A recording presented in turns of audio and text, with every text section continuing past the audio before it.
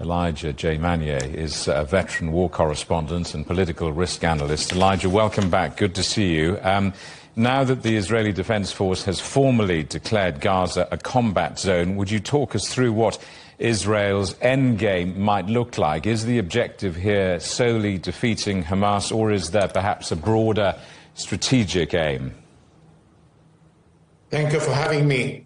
For several weeks now, the Israeli Chief of Staff, Elijah J Magnier, has been warning the Israeli society that the objectives forwarded by the Israeli government to dismantle Hamas military and politically and destroy its urban infrastructure in the Gaza city with the aim to liberate the 20 Israeli hostages still alive and the other 30 bodies is not achievable.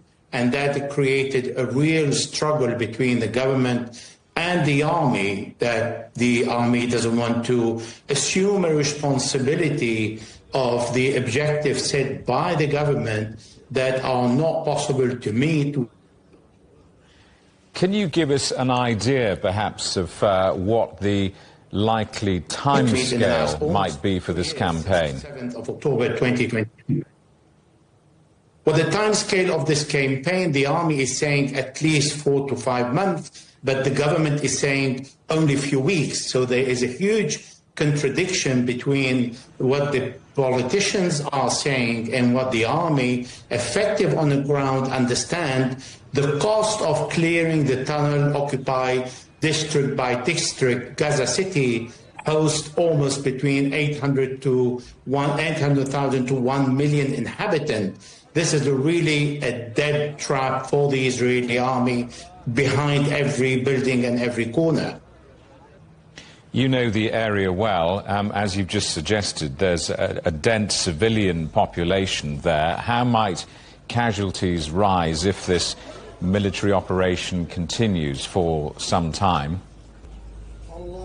The Israelis are careless about the Palestinian casualties because mostly they consider that there are no civilians in Gaza, and therefore anyone killed is good for grabs, so therefore this is not a concern. However, the concern of the Israeli army is about its own soldiers, and this is why the Chief of Staff is raising this concern, warning that there will be many soldiers that will fall in such a very dense urban city like the Gaza city.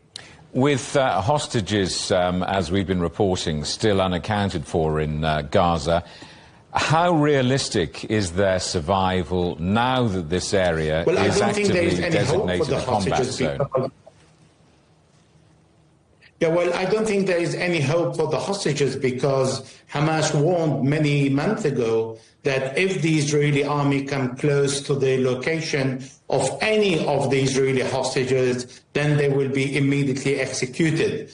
This is what the Israeli Chief of Staff is aware of, and he is telling the population in Israel, don't think of recovering any Israeli hostage in this operation, that this is not going to be his fault, but Benjamin Netanyahu's fault.